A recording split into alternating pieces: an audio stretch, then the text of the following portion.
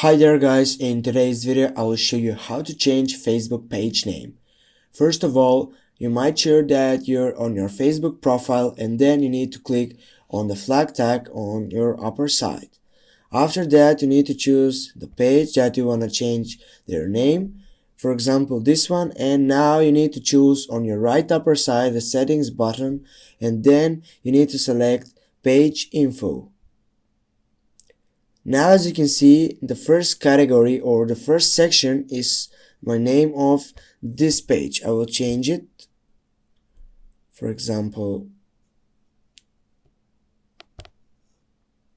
this one.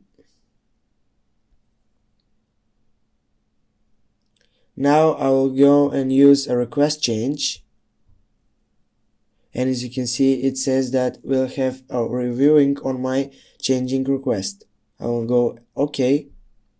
Now as you can see, this is not changed and now it is. Yeah, you need to take a refresh. Thanks guys for watching. Don't forget to hit that like and share the video, and see you soon.